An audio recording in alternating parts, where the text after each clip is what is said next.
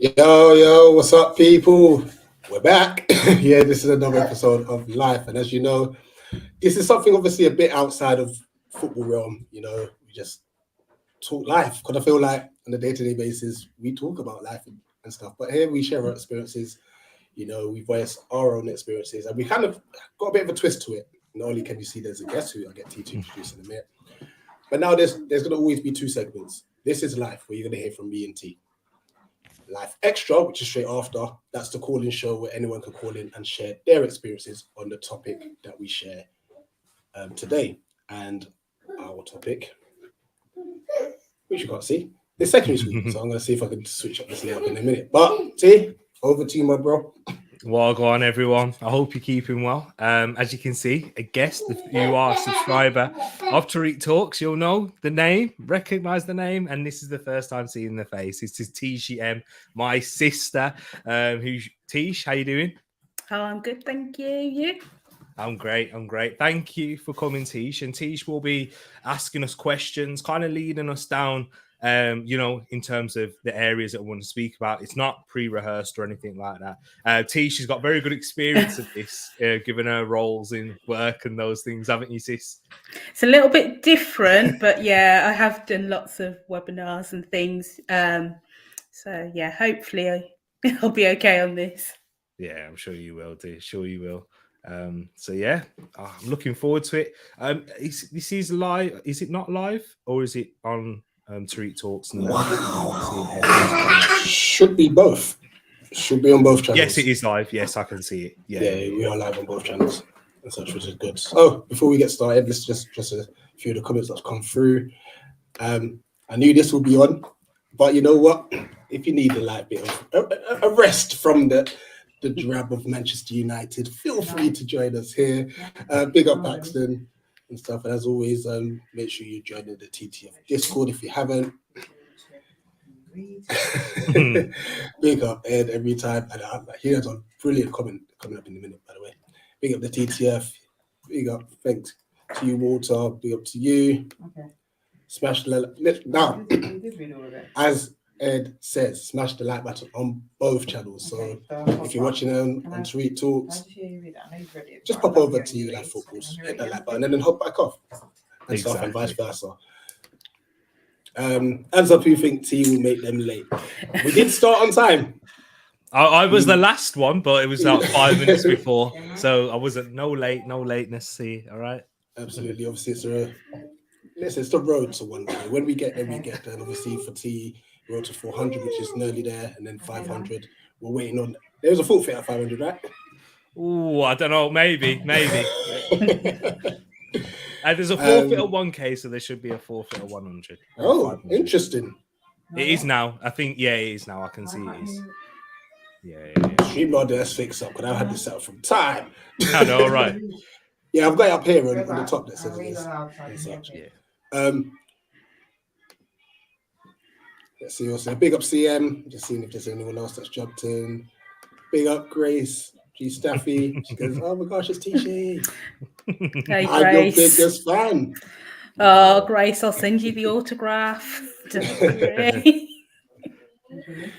get to see the family last 2 days. Big up to you guys. Oh, the TTF family actually live and direct. UK Pat. I needed to get you off anyway. It's true. That's why I thought of it. I thought the game was going to be on, but I think Man United fans are checked out of the season. This is a good way to, talk about other things, I guess. And please correct me if I'm wrong. This is Mama G's actual YouTube channel, right? Yes, it is Mama G's. All right, cool. So, guys, there we go. Type that into your YouTube search bar. Make sure you subscribe to Mama G and her YouTube channel as well. And lastly, gonna frame it and put it on my wall Tish. Thanks, Grace. So I guess we nervously wait for these questions. Yeah, so you guys don't know what I'm going to ask you, do you? No chance. Nah. I don't even know. I wasn't getting no sneak previews or anything like that. Nope. So I guess what would be good for anyone that hasn't seen the last session was to just have a little bit of a recap. So I'll probably recap what you've told everyone. You can chip in if you think I've made a mistake somewhere, and then we'll take it from there. So I'll start with Rich. So Rich, you explained that you started off life living with both your mum and dad. Your mum and dad split up. At first, you blamed your mum for that. But you found out that it was a little bit more complicated than that, and your dad had a part to play, and then your dad remarried, and you struggled with that a little bit, and your relationship with your dad was completely fractured for a while. You ended up acting out a little bit, quite a lot probably. And then I think we ended last time with you talking about an experience that with your dad in hospital, and it was at that point that you started to really try to make amends and fix that relationship. Is that about right? That's about So right. how old were you when the hospital incident happened? Good question. Let's see. It was definitely after uni. Okay, so that It was before I got married. So let's say 2012. I could be wrong. Okay. Between 2010 and 2013. So I would have been 20, anything between 24 and 26. So after secondary school, then, fair to say. Definitely after secondary school. Okay, so all through secondary school, then your relationship with your dad, how would you describe that? Not great, to be fair. Not great at all. Yeah, I think it took its biggest turn in college because I was a bit more aware of myself, and I was kind of like making decisions for myself and stuff. But before that, like I said, like when I was, say, year 8, I think that was the biggest moment where I realized like he kind of wasn't really about, more so for my younger siblings at the time, you know. So I'll say from the age of 13, 14, it did take a real dip. But then when I got to college, it's like I started speaking up a lot more about things that had happened and stuff. So yeah. So Rich, in secondary school then, what were you like? You know what? I would say I was very fortunate to start secondary school knowing the year 10s and 11s, because some of them were obviously from my estate as well and stuff. So I know those type of people. You know, they're a bit cheeky, the year 7s that we know the oldest. So yeah, I'm guessing you was one of them. Listen, it was like I said, it was so fortunate. Listen, I've obviously got my younger ones. Sorry about them if you hear the background noise, guys. You go into secondary school and it's nerve-wracking because you've gone from being the oldest in the primary school, you know, and then kind of just delving into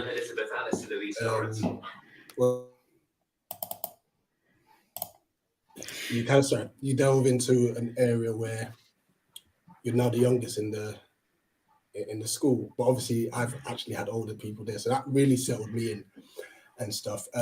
However, I didn't actually use that to my advantage. Like I wouldn't say, oh, I'm going to do this because I've got the elders there and stuff. It was just nice being able to have fun in secondary school, you know, and you get in, you kind of sit next to the person, like register order, so you kind of sit next to the same person all the time. I ended up having a wicked relationship with the person I sat next to.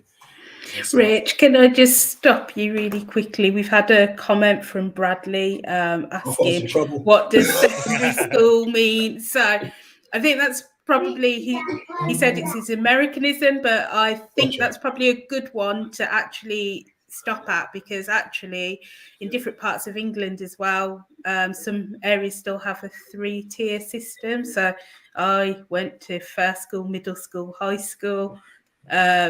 So if there's anyone else that's doing that, they might not quite know where secondary school is. So what is secondary school? What's the age group that we're talking about? Right. So you start from as young as 11, depending on obviously where your birthday falls in the year. Because obviously our schooling system starts from September. So as young as 11, as old as up until 16, where you're ready to go to college and such. So I know some call it high school. I don't know what it is in the States and stuff, but yeah, from 11 to 16, I'd say. Yeah. Okay. So quite important sort of ages as you sort of transition from childhood to teenage years. Lots of different things going on emotionally as well. So yeah, going to be interesting to find out a little bit more about both of you. Then jumping just over to TEREAK quickly. I obviously know a lot more about your history. But yeah, so you told us last time that you grew up with mum and us 3 sisters. So lots of females You're in not your going to ask me life. who the favourite is, though, are you? You're not gonna Obviously, ask I me. know already. I know. But so yeah, lots of females in your life. And you went through sort of first primary school with us as your main influences, secondary school still us as your main influences. How do you feel that impacted you? I know you've always been quite positive about all of this and not having a sort of male role model around, but do you ever feel like you missed out on anything or that it had any sort of impact, especially during the secondary school time? Yeah, I think that's when it began to tell really in secondary school, because in primary school it's a very nice environment. Like even with your class, like you're friends with everyone in a way in primary school.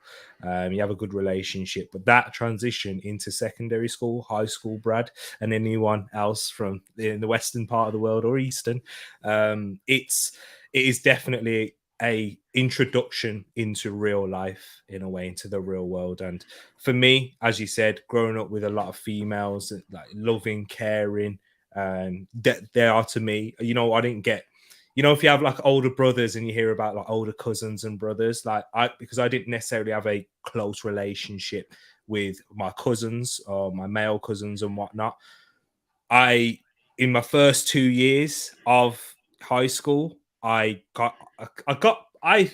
a way it's bullying, because they took advantage of my kindness, because I never wanted to say anything to hurt anyone, and my race was brought up a lot of the time. You know, a lot of the butt of racist jokes, and these people, it's hard in a way, because like I ended up like having a decent relationship with them afterwards, but they took advantage of that in the early years. And yeah, and when you have an older brother, I'm sure those of you guys who do have an older brother, you know, you or a younger one, they'll pick on you. You know, they'll just. I've had that from other people, like friends and family that are coming in, but not had it in the house.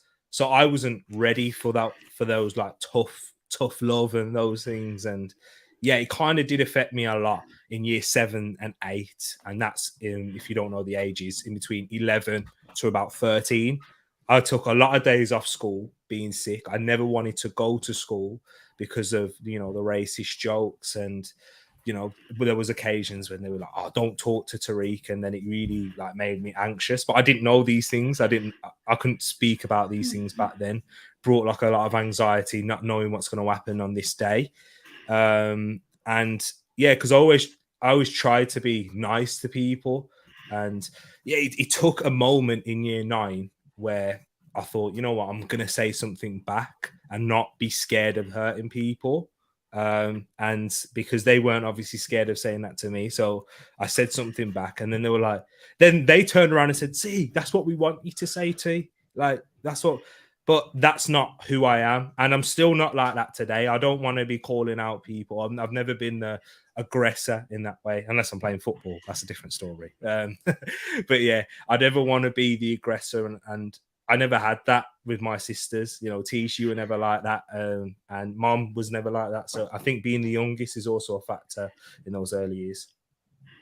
That's really interesting. I don't think I fully, even though I say I understand more about your life story, I don't think I fully understood that you went through all that at secondary school. So it's really interesting. And I guess for people that are on the stream that may be of a similar age to what you were then, that are going through things like that, what would you say to them? What would be your advice? Yeah, that's a brilliant question, because my advice is, if you're in that predicament where you feel like you're either being made the joke or whatnot, you've just got to say something back, and don't be afraid to back down, because bullies, in a way, and if they were bullies because they did try and pick up on a weakness, and as soon as I said something back, even if you're afraid of like any physical altercation, that didn't even happen in my scenario. I'm not saying it's gonna not happen for yours, but don't be afraid of standing up and being yourself, and stay strong to that, and don't feel like you have to try and blend in, because I think that's a lot of problems that people have in the early years, especially at secondary school. You're trying to like kind of figure out who you are, the people that you're with, and popularity and those things, but you need to stand up to them, say to them, no, this is wrong, or in however way possible. So yeah, that's my best advice. It's not easy. It took me a while. I know you're not, if I'm saying that to you now, and you may be in that situation at work even, because that's just the way life is. But unfortunately, if you don't pull up that courage, it will keep eating away at you in that way. And once you do it, trust me, it's like, oh, that wasn't as hard as you think. Yeah, it's a bit of a relief, isn't it? Sometimes just saying something. Rich, switching back to you a little bit. So, Rich, you had lots of older friends in secondary school. So, I don't imagine you got bullied at all, did you? Or did you play a bully at all with some of your older friends? Was you tempted to do that? No, I was actually really just down to earth, and I think the only aspect I feel I could benefit from having older friends there was that I myself was a bit more just comfortable, so I was able to settle in a bit quicker than maybe others may have done. Another thing that obviously helped, and I think this is kind of like a pattern with life, is that football was a massive outlet for me. So even then playing football in the playground and stuff, like that, even though there's new kids, they'll be like, oh, like, yeah, he looks like he's a good player and stuff. And it kind of, they will know you for something positive in a sense, so that would always be an outlet for me. Yeah, like I said, I've never used that to my advantage either, personally. But there was a moment, I'm not saying that I used it personally, but there was a moment where a new kid came into school, and I think this is, looking back at it, I think I could actually honestly say that I showed aspects of bullying, but to me, being how old I was, this was in year 7, so 11 years old, I may have just seen it as just taking the mickey, having a bit of fun, you know what I mean? So obviously you start the year, you kind of, your form group, everyone in your class and stuff, and then like a couple months later, a new kid comes in and stuff. But the new kid came in with like, and maybe I've read it wrong, obviously looking back at it, but it's like he kind of wanted to impose himself in a sense. And there was one moment in the playground where, and you get this all the time, like he came up to me because I was sitting down on one of the bench, and he goes, "Oh, I was sitting there," and I was like, "Okay, like I'm sitting there now," and stuff. And he was like, "Oh, you need to get up. I was sitting there. I just got up for a little bit. I was sitting there." And I was thinking to myself, yo, you're new to the school. Like, don't do that sort of thing. And no word of a lie. As much as, like obviously from the first episode, you heard about anger at times and my temperament and stuff like that. I wouldn't necessarily call myself a fighter. I can chat and stuff. But when it comes to it, it's like, right, this is real actually. Hold on. Even like I had 3 fights in primary school. What you call them fights? Let's call it coursing. And what coursing is, like you hold each other and you're kind of swinging around and stuff like that. I feel those in primary school. So I think this effectively was my first fight in year 7, where it's like, oh, I've actually got to now start swinging, you know. And this guy, he was a big lad, like big lad. If he grabbed hold of me, it's curtains. You know? So obviously, I was like, I ain't getting up and stuff. And so what he did, he grabbed my blazer, and he pulled me to obviously sit down and stuff. So I've just grabbed him back and like done my best to try and make sure that he doesn't sort of thing sit down, because I would have looked like an idiot and stuff, you know. So we're just at that coursing stage and stuff like, and then like we're just going to and fro. Don't ask me how I'm managing to tussle with someone who's bigger than I am. But when you get into that state of mind, I don't think your thoughts go into who, the size of the person, or what's going on. You're just trying to hold your own and stuff. And then he actually swang. I missed. He missed. Listen, you can talk the talk all you want. When you got someone bigger than you and he's gonna like it could have been lights out. No word of a lie. So I've managed to dodge it. And I thought, oh gosh, what do I do here? I've not been in this position before. He's actually swung. I just started letting go. Just started letting go and stuff. And it literally was a blur. No word of a lie. Like, I didn't know what was happening until the moment where I've got 10s and 11s at the time, pulling me back and hosting me up in the air like, yeah. And I'm like, wait, what happened? And stuff. Apparently, I won the fight. I don't know. Yeah. I've just put it on my record as 1-0. I'm still undefeated to this day. You know? Wow. Yeah, but I guess that was my aspect where I could have been seen as a bully, because I may have. The reason why he may have come up to me the way he did is maybe because of how I was treating him when he joined the school. Mm. Yeah. And yeah, it was crazy. One of many stories.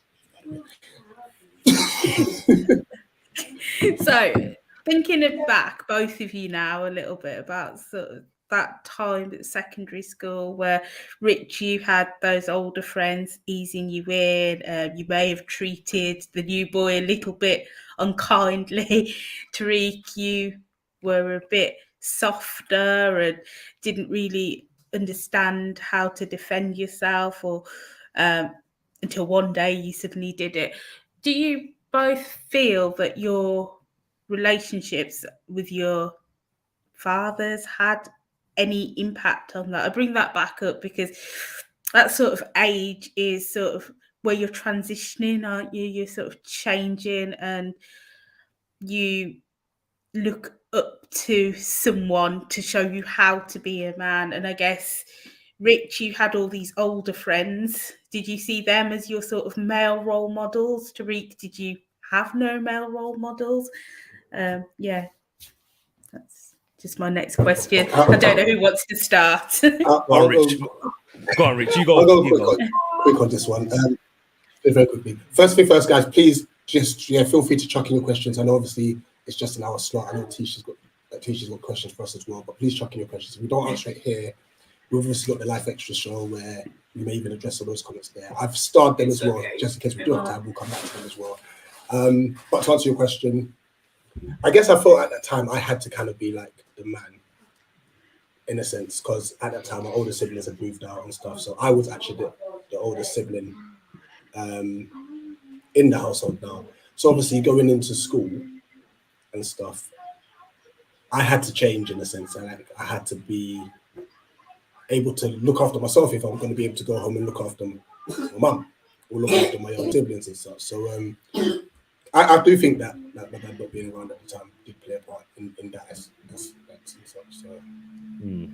Yeah, for me, definitely, because I never told mum when these things were happening. I think I've told her now. I definitely have told her, but like it was just probably before I went to uni. If my mum heard I had a fight, yeah. Hey, I never actually got in any physical altercations at school, so there you go, mum. I'm being serious. I know you're watching, but yeah.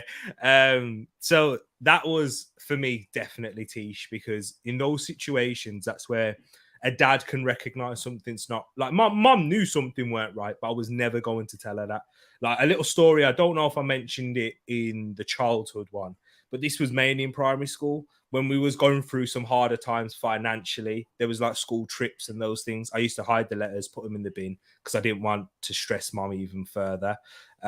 So that's how I carried these things. And I'd just be like, yeah, I'm not feeling very well. Yeah, I've got a headache. And my mum knew something was up, but I wasn't able to ever tell her. And that's where, you know, a father in a way would have been able to have these conversations. And, you know, mum would have told, you know, dad, and then he comes up and prods a little bit more, and because they can have a little bit of a male understanding in those ways. And that's where if I now was talking to Jacob or my children or anything like that, if I could see this was happening, I would say, you know what, I'd give those little bits of advice is be yourself. And just like Max, who I think Max is probably around an age where he is at secondary school and coming towards the end of it.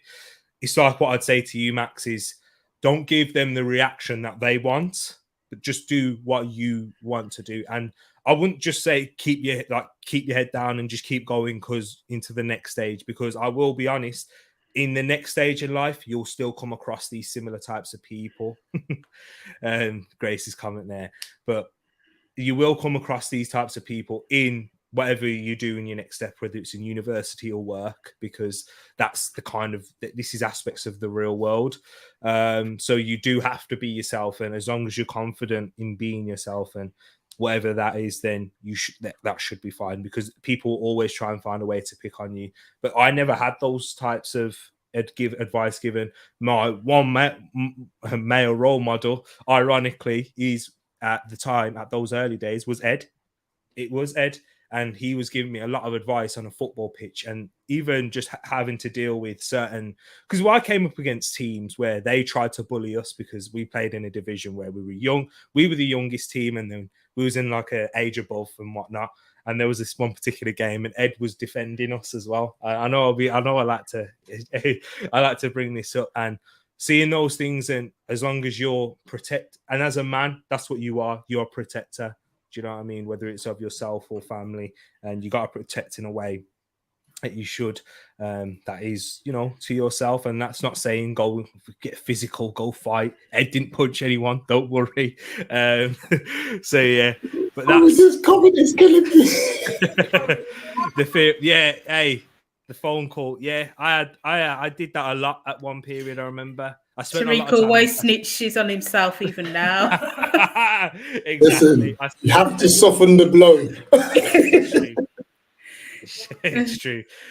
So yeah, I remember that, and I was spending a lot of time with like the pastoral manager, and she wouldn't know. But then what happened was in school, eventually, they're clocking on because of the attendance and going home from school and whatnot. They gave me a mentor, Mr. Taylor. I remember his name. And he was a black man as well, and he mentored me for like 2 sessions, and he gave me great bits of advice, and it was such like a relief at that point, because it was someone he was because he was a black man, and I was telling him the jokes that they were giving me, and he was giving me ways and how to respond, like the little bits of advice that I was just giving to you, Max. He's like, yeah, it just made me feel like I felt, you know, like I had like protection in a way, and I felt like I was given advice that I can go with. And after that, that's when I said to the people, and I got back at them, and I was like, forget this. I'm not dealing with this anymore. I'm going to actually stand up. And yeah, it kind of happened. It stopped after that, really. And I didn't enjoy years 8, 7 was all right, but year 8 to 9, didn't enjoy that. But years 7 to 10 to 11, so 11 to 14, 15, 16, that was much better. And that's probably the most stressful time. And sorry, bro, I had to bring up the story. But those are like the things that you got to learn to do as a man. And that's where I didn't have a father to show me those things or tell me or give me those bits of advice.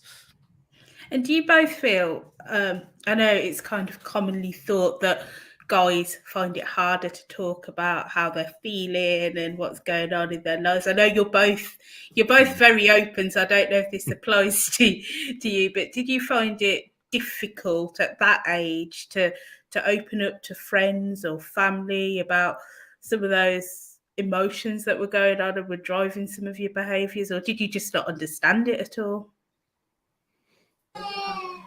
See, I'll let you go first. Let me go see Okay. the bears, right?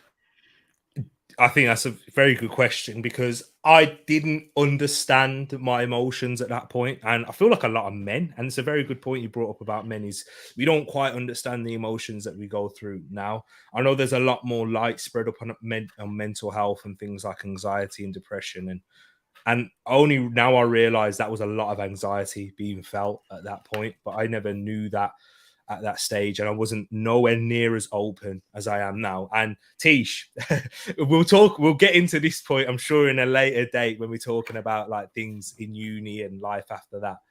But I only started speaking really on that day I spoke to Tish about a certain incident and in that point in life.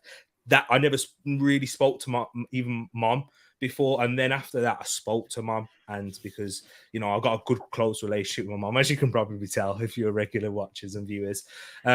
So yeah, no way I couldn't tell my friends this, I couldn't tell Ed, I couldn't tell anyone, but unless I was prodded and really probed in that way. And yeah, it was only probed if people could understand, if they could kind of get along the right lines, then I would all right, now I'll say. Do you know what I mean?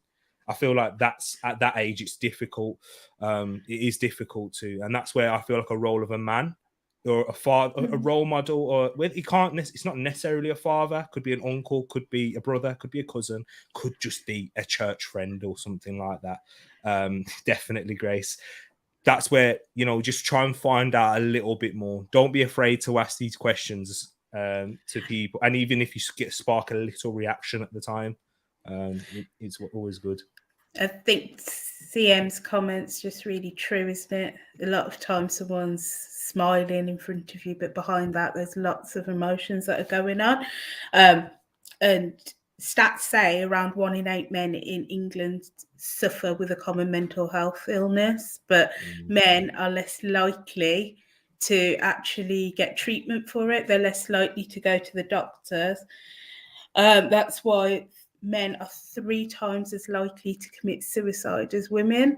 And that's because it starts out as something small, but actually not talking about it, not going for help at an early stage. They try to self-medicate, they try to be hard, they try to have this tough exterior and be a man. But actually, I really applaud both of you for actually just talking really honestly and openly. And I think after the first session, it was so good to just see lots of men just talking about actually the things that they've gone through and being really real about it. So I just, want to say thank you for doing that. Thank you for being so open about it. And I think it's just really important that you just carry on talking. But back to Rich, how about you? Did you find it easy to talk about all the things that were happening at secondary school? Did you have friends you could open up to, or someone older, perhaps?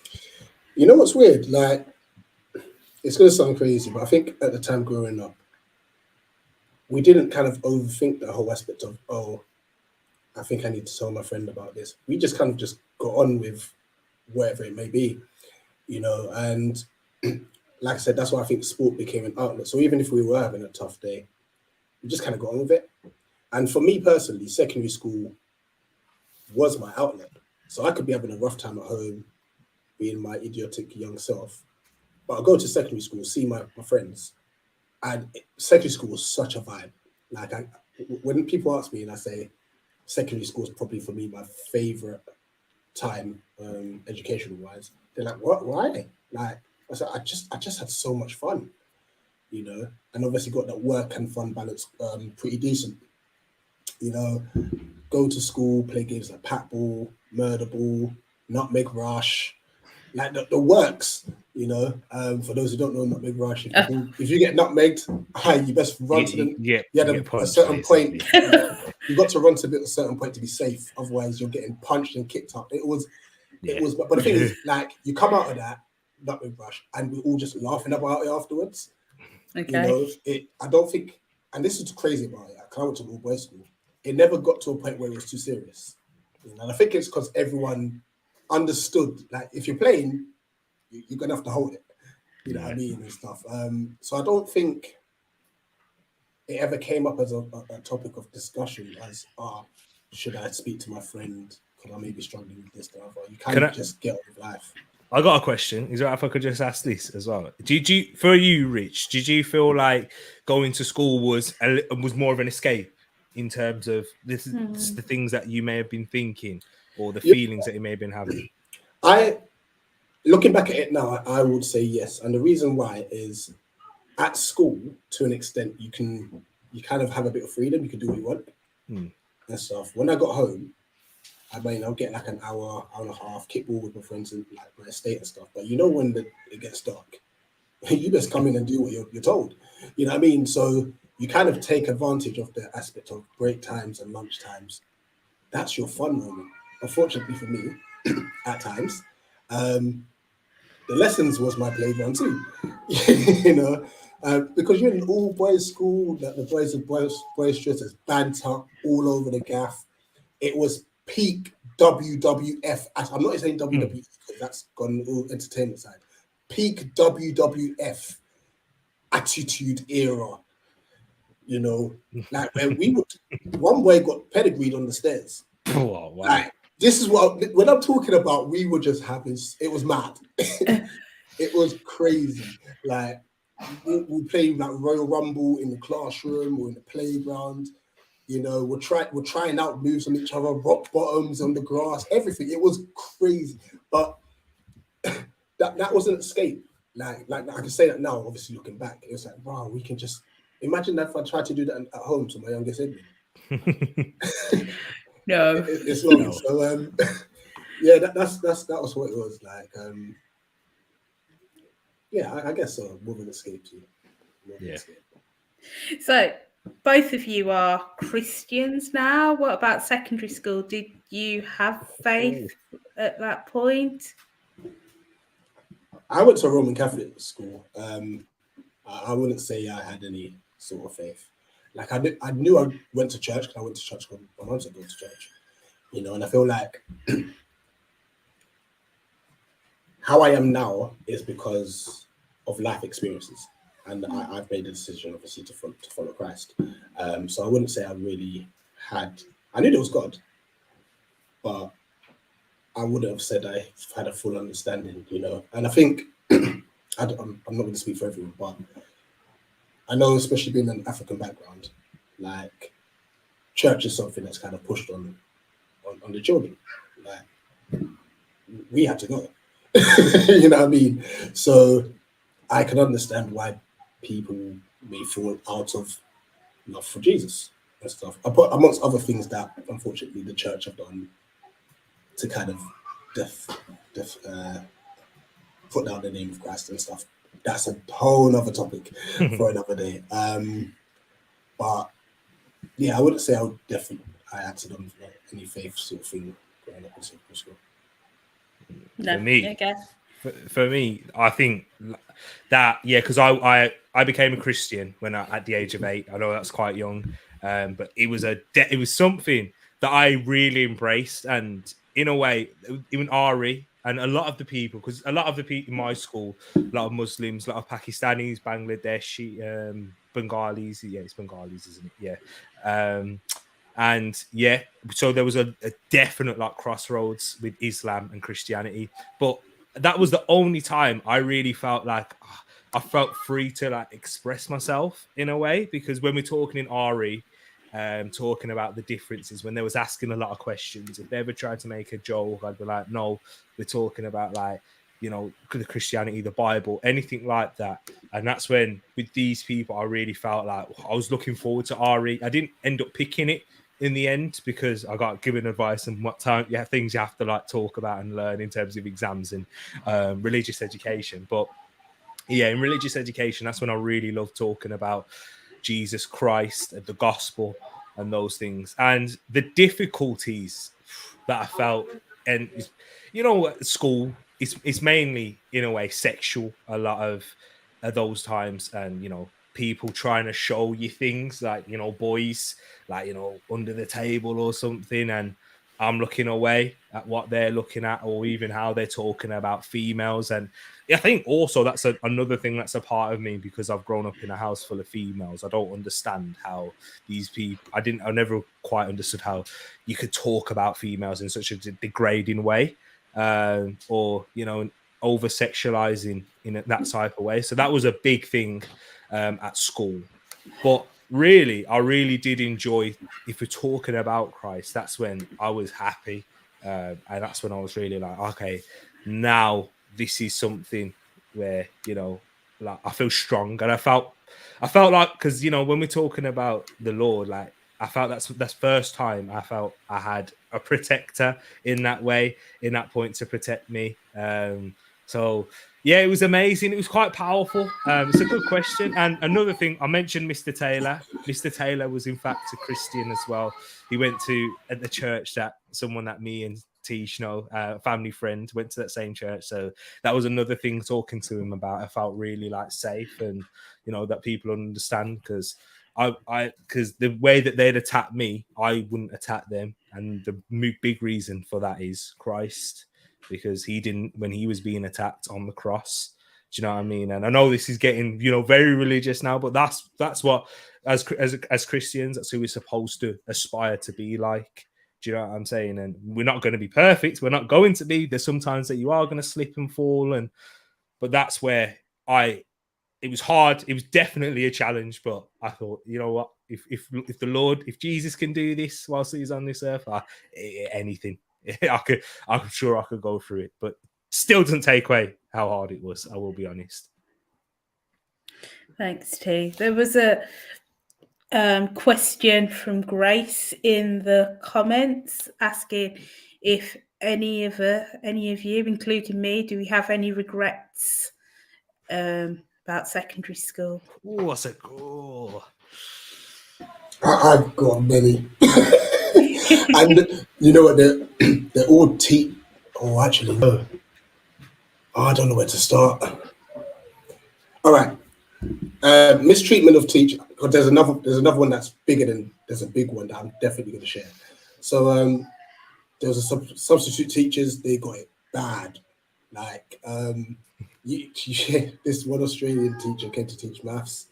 From day one, we knew she wanted it, and we just did what we want in her class. There was another teacher who was quite short, so she got picked up on the height. But I'm going to mention this specific incident. This is how idiotic I was. I nearly actually got myself arrested. So we used to do a thing called Friday Frenzy, and I was actually trying to get my boy on there, good friend of mine, to jump on, but he couldn't make it today. Friday Frenzy. So we'll play blackjack, back of the bus, could be about 10 people, and the loser has to do a forfeit. Now, there was one day where we just thought, let's scrap that. Like, we won't do it this time. It was after parents' evening. We just took the bus home and stuff. And like an idiot, and I'm saying I was an idiot, you know, I should have got caught and arrested. One of my friends goes, I dare you to throw this out the window, the bus window. Guess what he was holding? Bottle? A brick. Oh, wow. So, like, we're at a traffic light, and I was like, okay, cool, I'm going to see if I can time this all right, and I'm going to dash it out, and then obviously the bus is going to go. Yeah. It actually smashed the windscreen of a car. Mad. And the driver then swerved in front of the bus and stopped the bus and said, look what's happened, and such. The only saving grace for me is I wore a glove. Now, like I said, I was an idiot. Police got called and stuff, and I'm saying to my boy, don't say anything and stuff like that. And another saving grace actually was the bus driver let other people off the bus.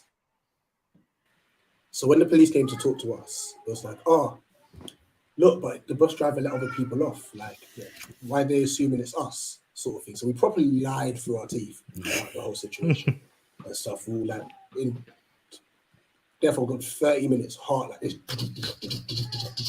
proper racing. I'm thinking, oh my gosh, bro, I could get arrested. That's criminal damage. If my mum finds out, all of this was going through my head and stuff. You know, so I think personally that was my biggest regret. And I think, but at the same time, it was also the moment where I said, Rich, stop being an idiot.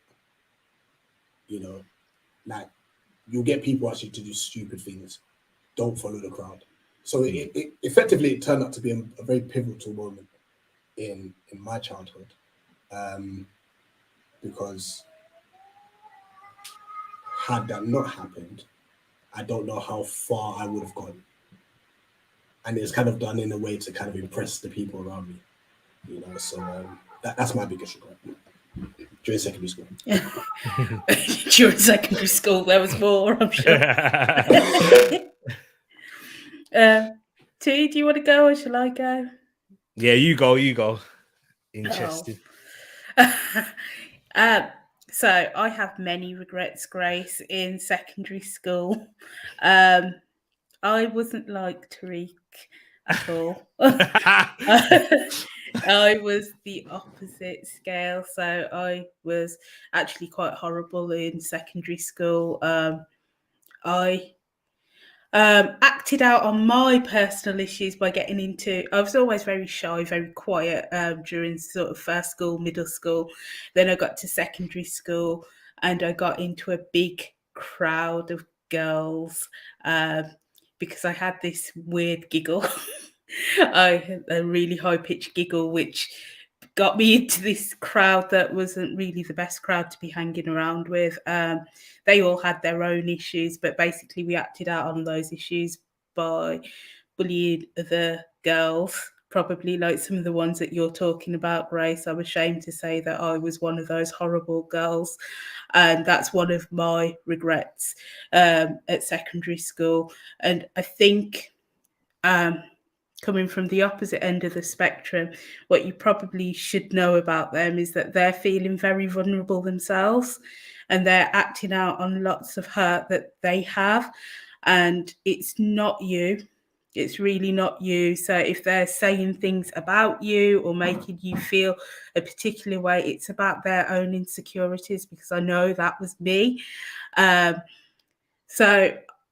what I would say is, I know it's difficult, but try not to let them get to you. Speak out as well. Speak out to your parents. I know you said it's quite difficult to talk to your parents, but your parents have loads and loads of years of experience and they'll have been through it, and all they want to do is look after you. And surprisingly, you can tell your parents anything. I've told my mum so many things thinking it's going to be the end of the world. She's going to be so disappointed and she won't look at me the same again. But all she's ever done is give me really good advice, helped and loved me. So whatever you're going through, I'd say go to your parents and any other trusted adult that you have in your life. And yeah, those girls, they will grow up one day and they will probably, like me, regret it. But until that day, you just keep being you. Don't let them change you. And it is them and not you. But apart from the bullying, I think the thing that I regret most is not taking the opportunities I had at school as well, because I got in with the wrong crowd. I think I was naturally clever. I was naturally bright. So I was in the top set for everything anyway. So I did okay. But I feel like I could have done better had I been true to myself. And I really loved learning. I was a proper nerd, but got into this group. So anyone else that's trying to fit in as well, I think you should just stay true to you. Don't do things to just fit in with a group, because actually there's so much after high school. There's so much more than this group of people that you're with, and most of them now I don't even speak to. Yeah. So that's me. That's my regrets. See, Super Nick might be coming for you, boy, if she sees this coming. You see, hey, Super Nick, she's not around at the moment, I don't think.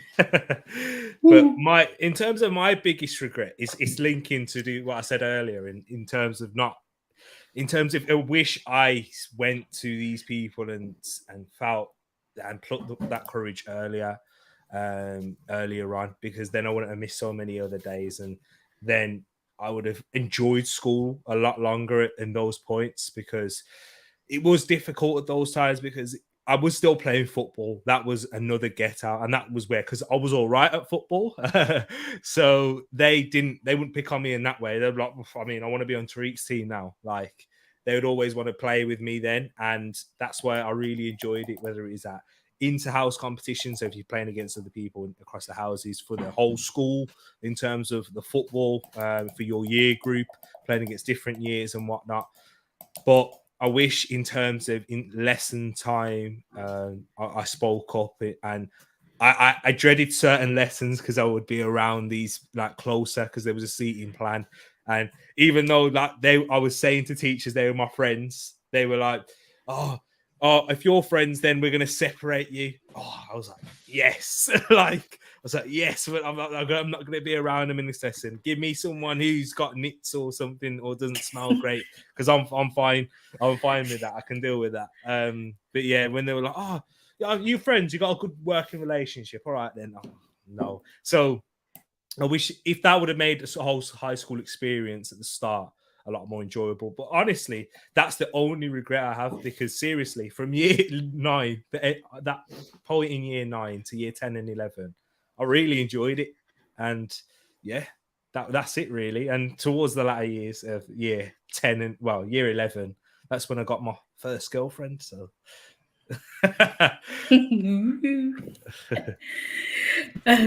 There will be a relationships topic one day. Yeah, probably. Yeah, exactly. Tish knows a lot about that already as well. So. There was another comment from Social DRG. What got you into Christianity? Was it the faith or the structure? So that was just going back a little bit to when we was talking about whether you had faith in secondary school. So T, you said you had faith at age 8, and Rich, yours was a little bit later. So Rich, do you want to talk about how or why you got into Christianity, how you came to know Jesus? I'm going to be very brief on this, because we're actually going to have a topic as well on faith and stuff. So it was kind of just, like I said, my life experiences. And my brother, he kind of gave me a scripture to kind of live by and stuff. And it kind of played out in life. And that's where the faith came from. Like, I was able to come back to the scripture, and it played out. I actually have it tattooed on my arm too, and such. Nice. It reads Romans 12:21. Be not overcome with evil, but overcome evil with good. And from the moment I was given that scripture, that I've lived my life by that as best as I can. As T said earlier, like we're not perfect. We don't try to claim that we're perfect. We make mistakes too, but we are striving to live as Christ-like as possible. So yeah, I'll definitely share my testimony on the deepest level before we get to faith. Yeah, for me, in terms of, I became a Christian at age 8, but we started to go in church when I was like 5. Obviously, when you're going to church on a weekly basis, you don't really understand at that age like what it's about. You're going Sunday school, you're learning a little bit about Jesus died on the cross, but you don't understand how, like, what the reason is behind it or anything. And it's like kind of like a story in a way, like when you're thinking at that age, it's like Santa, Tooth, like, those things there. But there was a moment, we'll go into much detail as well. I was with my other sister at the time, Kez. I was asking her questions. So I was like, okay, everyone in this family, everyone is a Christian. What's it about? Like, what do you have to do? Because it wasn't that long. Because obviously, when my mom got saved, she got baptized. I'm still thinking, like, why are you going in water for? And those things. What is it all about? And then my sister was reading the Bible, explaining to me, this is why Jesus did this. And it was, wow. So Social, in terms of, to answer your question, in terms of that, is it was the mercy and grace that God showed. And even when he was being laughed at, literally spat at through the and people were betraying him. I'm sure you probably, if you haven't actually, because I know there's people that I've known even in this country that have never heard the gospel. But even though when Jesus got betrayed by Judas, a lot of football fans will know that because, you know, Sol Campbell, Judas and whatnot, being betrayed, spat at, laughed at, mocked, everything, literally crucified, killed on the cross. We still stood, like, was still showing grace and love and mercy for everyone. And for me at that point was like, so what's the reason he's doing this? And those same people who spat at, laughed at him, was to give them an opportunity for life after this horrible world. And it's like, wow, that's the gospel in a way. And it's like, so he really did that for me. And I remember I burst out crying, like, well, really, like, I'm sorry, and praying, and those things. So in that way, how it's really impacted, it's the action, and who came down with, who was imperfect and literally took upon all of our wrongdoings, and all the sins that we've committed in, and given us that opportunity for, you know, life after this earth and to live like him. Do you know what I mean? So yeah. So it was understanding that grace that really, for you. Yeah. No, not Stafford. Yeah. But yeah, grace. Yeah. Yeah, Brill. Grace has asked, our Grace in the chat, was there a certain teacher in school you could go to and be confident on telling them anything? Did you have that? You didn't have that? No. Wow. I So did. do you think you are because that? I wasn't. I thought I am that now as a teacher, but I guess at that time it was deemed as a sign of weakness if you could have to go and talk to a teacher. In a sense, I'd kind of like just do things myself. But like I said, sport was kind of my outlet. So if I look back at it today and I was to tell my younger self, I would open up a lot more, because like I said, I kind of kept things closed in, not thinking that they were a problem, but they were. I hope that makes sense. And so even the smallest things where it could have been like someone may have said something nasty to me, I'd bottle that and be like, right, whatever, and just get about my business. You know, so yeah, didn't really have a teacher to talk to. How about you two? For me, it also links back into I've grown up, you know, the youngest in the family, grown up in the church as well, speaking to a lot of older people. So I found comfort in talking to older people and teachers and whatnot. I used to have like little basic conversations with teachers. So there was two teachers in particular. I mean, Mr. Taylor was one of them, but that was when he was my mentor. But there's towards the latter end, when in year 10 and 11, that's when I really spoke to the teachers. One was a female. She was very like open. She was a female PE teacher. She was very like open in chatting about anything and talking about, even though she was the first teacher that told us, I know a lot of these teachers will tell you these GCSEs are everything, but you get these GCSEs, just make sure you pass. And then that will give you the opportunity to do what you want to do afterwards. So it's not the be all and end all. There's more important things come after this. I remember like, whoa, like teachers never told us that, because their job depends on, like, you know, making sure that these grades and these targets are met. But she was being very open, and she was a PE teacher. I used to ask her loads of questions about, you know, like what jobs and that after sport. And there was one teacher in particular who I used to speak to, my form tutor as well. She was another one that if you talked about issues and those things, she was very loving, caring. Like Miss Christopher, my mum loved her as well. She was another one who was like very like a mother figure to a lot of us. She used to like buy people like stuff like drinks and those things, cups, holders if someone lost them within her form. So yeah, I found quite a few teachers, and there was male teachers towards the latter end. I remember, I think he still works there now at the school, because I've seen him when I go there to play football and that. And he was a Man United fan, but he was very, very like He looked like a role model. He didn't shout, he never shouted. And I can imagine Rich is kind of like this as a teacher. Never shouted, but he always got respect in the room. He was tall as well. I think that's probably a big factor why. You don't know the kids I deal with, bro. I used to command a lot of respect, and I thought I wanted to know a bit more about that, and and he was very nice and open to me as well. So yeah, there wasn't many teachers that were like that, but there was about 3 or 4 that were, and that's the ones I respected the most because I like transparency. That's what I feel like we've grown up with, innit, Tish? You know what I mean? Like a lot of transparency. So yeah, that's it for me. So I think we are due to wrap up shortly, but if you could go back to secondary school and talk to yourself, what would you tell yourself back then from what you've learnt now? Not get into a relationship towards the end. That's it. I'm joking. I don't know. Because like I said, I loved secondary school. Would it just be like, enjoy this? Probably. No, yeah. but I did enjoy it. I don't know.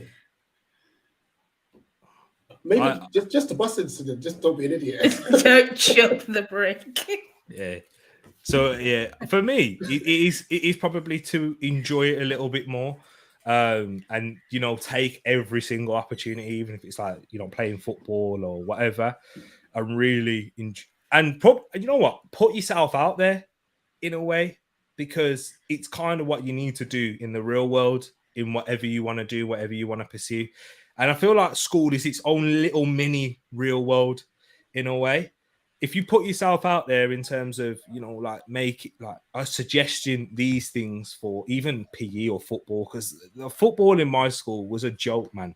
Like, I actually went back there for my teacher training, well, not my teacher training, my work experience, because I went to uni initially and I wanted to become a teacher and those things. And I went back there and I was giving them like little bits of advice, but you can actually do these things as a child, as a student, because they have things like school council and whatnot.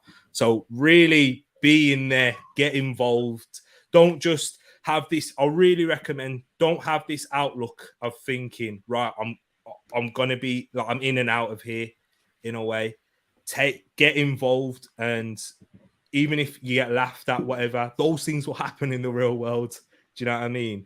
So that's probably what I tell myself now is, just take every opportunity that you want. Don't let anyone else tell you what to do, dictate what you should and shouldn't do.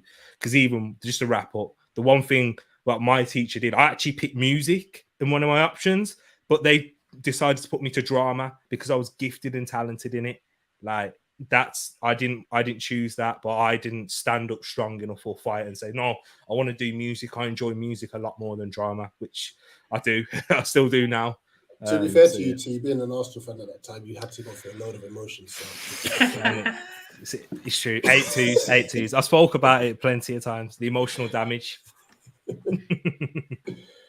What we could we probably had so much more questions.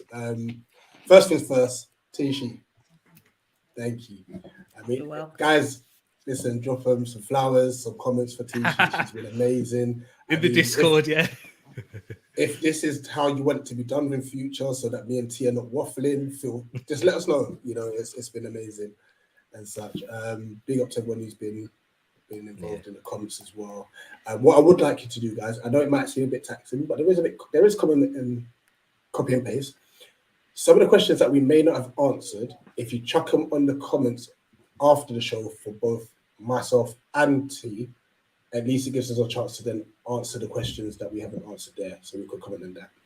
And bear in mind, obviously, in a couple of minutes, we'll move over to Life Extra, where the link is already pinned in the comment section for you to call in and talk about your secondary school experiences as well. Matt's got you a question, Tish. Have you seen it? Will Everton stay up this season? Oh, Matt, that's what we're all wanting to know. You do know Tish is a Liverpool fan, by the way. Yeah, so's Matt. I think you're going down. Oh no, massive! Yeah. Hey guys in the chat, you may not have realized this as well because she did such a smashing job. Tish was Right, nervous wicked. beforehand. Tish was nervous. Wicked job. Brilliant. Yeah, thank you. Yeah, we have to have you back. We have to have you back, Tish. Thanks, guys. So, Yeah. Thanks for having me on here. And like I said, you do a great job. I think it's amazing that you're talking so openly. And if anybody has been affected, thanks, Matt.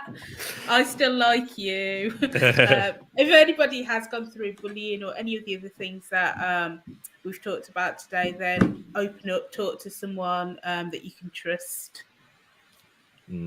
Exactly. It's very true. guys, smash the like button on both channels. Subscribe to both channels if you're new. Spread the word. Get ready to tune into Life Extra. Come in and tell us your stories as well. Because I'm sure you've got plenty to share. Who wants to watch Man United play anyway? Exactly. No one. For myself, Rich, Eagle Eye Football, and TEREAK at TEREAK Talks. we're out.